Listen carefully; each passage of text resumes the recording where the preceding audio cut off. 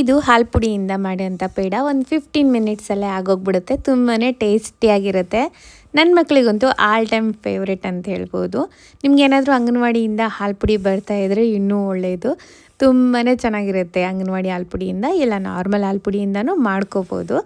2 ಕಪ್ಪಷ್ಟು ಹಾಲು ಪುಡಿ ತೊಗೊಂಡಿದ್ದೀನಿ ನಾನು. ಫಸ್ಟು ಒಂದು ಪಾತ್ರೆಯಲ್ಲಿ ಹಾಕ್ಕೊಂಡು 1-2 ಸ್ಪೂನಷ್ಟು ತುಪ್ಪ ಹಾಕ್ಕೊಂಡು ಸಣ್ಣ ಫ್ಲೇಮಲ್ಲಿ ಸ್ವಲ್ಪ ಹುರ್ಕೋಬೇಕಾಗತ್ತೆ ಹಾಲು ಪುಡಿನ. ಈ ಲೈಟರ್ ನೋಡಿ ನಾನು ರೀಸೆಂಟಾಗಿ ತೊಗೊಂಡಿದ್ದು ಮೀಶೋದಲ್ಲಿ. ಲಿಂಕ್ ಏನಾದರೂ ಬೇಕು ಅಂದರೆ ಲಿಂಕ್ ಅಂತ ಕಮೆಂಟ್ ಮಾಡಿ, ಚೆನ್ನಾಗಿದೆ, ಚಾರ್ಜಬಲ್.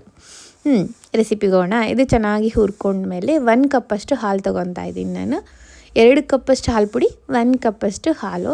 ಇದನ್ನು ಚೆನ್ನಾಗಿ ಕಲಿಸ್ಕೋಬೇಕಾಗತ್ತೆ ಗಂಟಿಲ್ದಿರ, ಕೈ ಬಿಡಲೇಬಾರ್ದು. ಸ್ವಲ್ಪ ಹೊತ್ತು ಈ ಥರ ಚೆನ್ನಾಗಿ ಮಿಕ್ಸ್ ಮಾಡ್ಕೊತಾ ಇದ್ದರೆ ಸ್ವಲ್ಪ ಗಟ್ಟಿಗಾಗುತ್ತೆ ನೋಡಿ. ಈ ಹದಕ್ಕೆ ಬಂದಾಗ ಅರ್ಧ ಕಪ್ಪಷ್ಟು ಸಕ್ಕರೆ ಆ್ಯಡ್ ಮಾಡ್ಕೊತಾ ಇದ್ದೀನಿ. ಈ ಪ್ಲೇಸಲ್ಲಿ ಬೆಲ್ಲನೂ ಹಾಕ್ಕೋಬೋದು. ಅದು ಒಂದು ಸ್ವಲ್ಪ ಚೆನ್ನಾಗಿ ಮಿಕ್ಸ್ ಆದಮೇಲೆ ಏಲಕ್ಕಿ ಪೌಡ್ರು, 1-2 ಸ್ಪೂನಷ್ಟು ತುಪ್ಪ ಹಾಕ್ಕೊಂಡು ಚೆನ್ನಾಗಿ ಇನ್ನು ಸ್ವಲ್ಪ ಹೊತ್ತು ಕುದಿಸ್ಕೋಬೇಕಾಗತ್ತೆ. ಅದು ಮತ್ತೆ ಸಕ್ಕರೆ ಎಲ್ಲ ಕರಗಿ ಮತ್ತೆ ಗಟ್ಟಿಗಾಗುತ್ತೆ. ಅಷ್ಟರವರೆಗೂ ಇದನ್ನು ಚೆನ್ನಾಗಿ ಫ್ರೈ ಮಾಡಿಕೊಂಡ್ರೆ ನೋಡಿ, ಇದು ಪಾತ್ರೆಗೆ ಇದೆ ಅಂಟ್ಕೊಳ್ದಿರ ತಳ ಬಿಡುತ್ತಲ್ಲ, ಆವಾಗ ಅದು ಪರ್ಫೆಕ್ಟಾಗಿ ರೆಡಿಯಾಗಿದೆ ಅಂತ ಅರ್ಥ.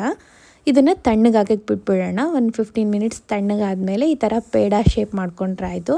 ನಮಗೆ ಟೇಸ್ಟಿಯಾಗಿರೋ ಇನ್ಸ್ಟೆಂಟ್ ಪೇಡ ರೆಡಿಯಾಗಿರುತ್ತೆ. ರೆಸಿಪಿ ಇಷ್ಟ ಆದರೆ ಸೇವ್ ಮಾಡಿ ಇಟ್ಕೊಳ್ಳಿ. ನೆಕ್ಸ್ಟ್ ಟೈಮ್ ಟ್ರೈ ಮಾಡಿ ಯಾವ ಥರ ಬಂದಿತ್ತು ಅಂತ ನಂಗೆ ಕಮೆಂಟಲ್ಲಿ ತಿಳಿಸಿ, ಓಕೆನಾ?